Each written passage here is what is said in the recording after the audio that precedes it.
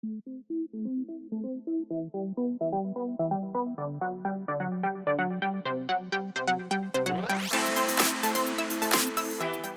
everybody, this is Graeme Anderson, and today I'm going to be looking at Storm Chasers, the game. Now, I must admit this is not something I ever understood. The act of driving into the storms in a vehicle, I'd much prefer driving the other way. Now this game is about collecting data about storms by driving into them.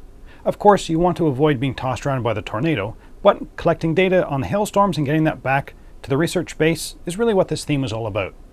So that sounds like an interesting idea. Now what about the mechanisms? Real time, huh? With roll and move, okay. And it has a spinner.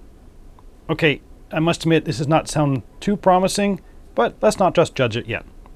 So, will this be an unexpected surprise like lightning in a bottle, or should it just be left to be blown away in the wind? Let's get it to the table, see how it's played, and we'll come back with my final thoughts on Storm Chasers.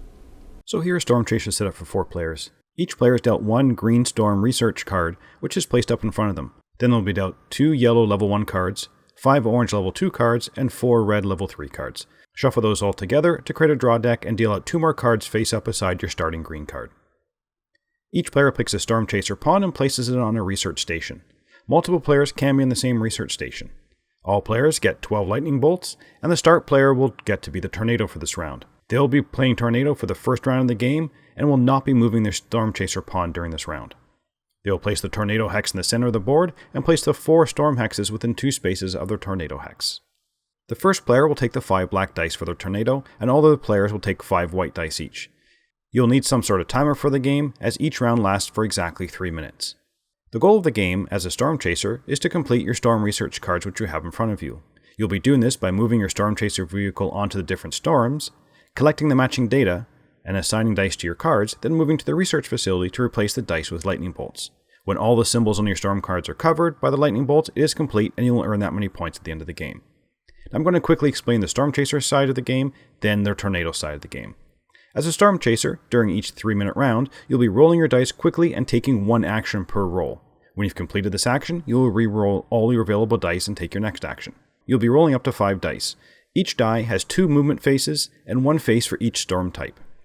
Each time you roll, you can use 1 set of dice for the same action, or you can just not use any and just re-roll all your available dice.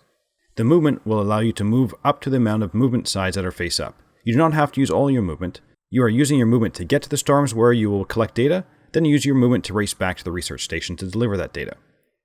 And multiple players can be in the same space at the same time. If you end your move on a storm tile, then your next action or actions could be to collect data.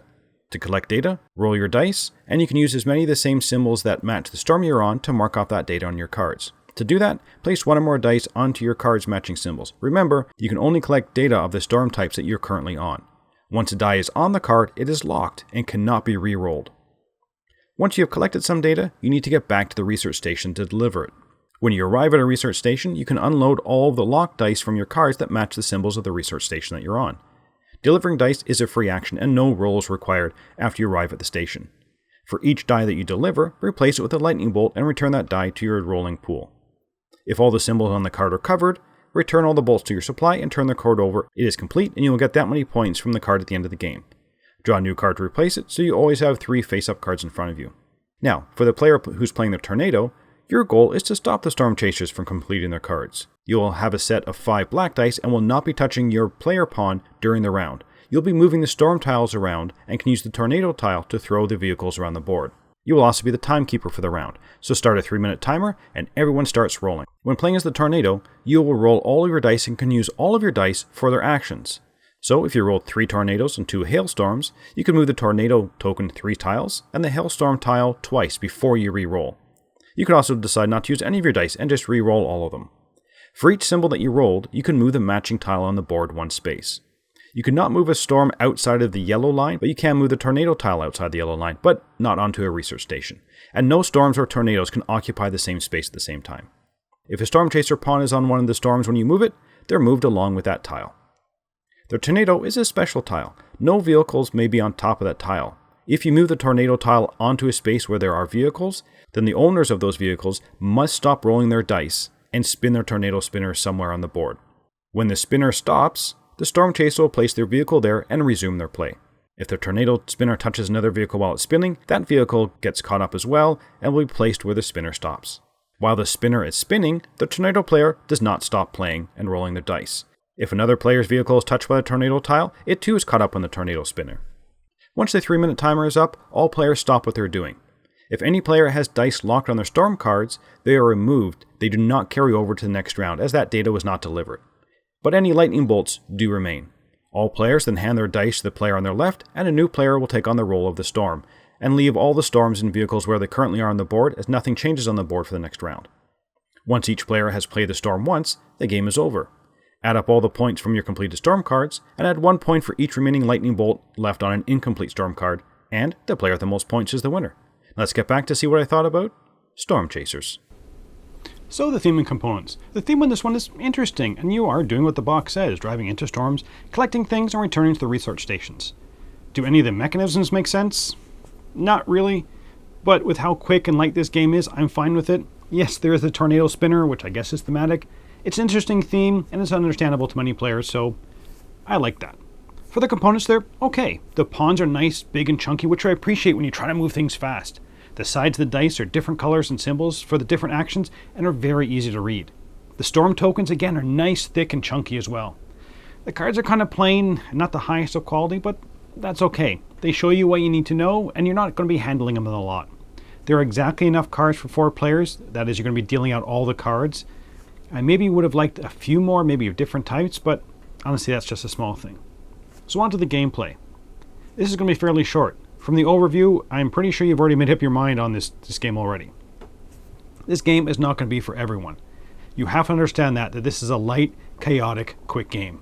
There's no long-term strategy. This is the definition of a tactile game. You're going to be making decisions from roll to roll as quick as you can. Now, the sides do seem equally balanced. As the tornado, you're trying to keep the storms away from the other players, and maybe hopefully leave them where it's going to be beneficial to you when it's your turn to be moving your vehicle. And with all the players being the storm, it's rare that one player kind of gets picked on for multiple rounds. For the storm chasers, you can't be pushed off the storms once they're on, and honestly everyone gets a chance to be the tornado. Now, I actually enjoyed my plays of this one. One of the big reasons is that the game only lasts 15-20 minutes, even with 4 players.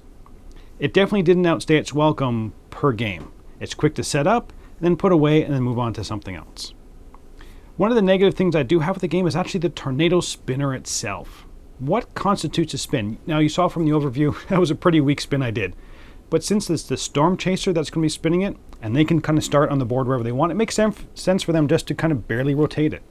Having a tornado player do it wouldn't work either, because you can make that spinner spin a long time, and with only 3 minutes per round, it's not a lot of time for that thing to stop. So I like the idea of the tornado spinner. I'm just not sure which side to spin it. It can seem as maybe not a negative for the storm chasers, but if the tornado player did it, it would be too much of a negative. I'm just not sure how I feel about that. Now, I don't think there's really anything that I can say that's going to change your mind after seeing the gameplay. So would I recommend it? I'm not sure I would recommend you buying the game, but I would honestly recommend you playing the game if given a chance. I like the lightness of the game combined with the pure quickness of how fast this game plays. It never outstayed its welcome again per game. I like the chunky feel of the components. When you're trying to move things quickly, having big chunky pieces help. I like that the teach was super easy. You're up and running in literally a few minutes.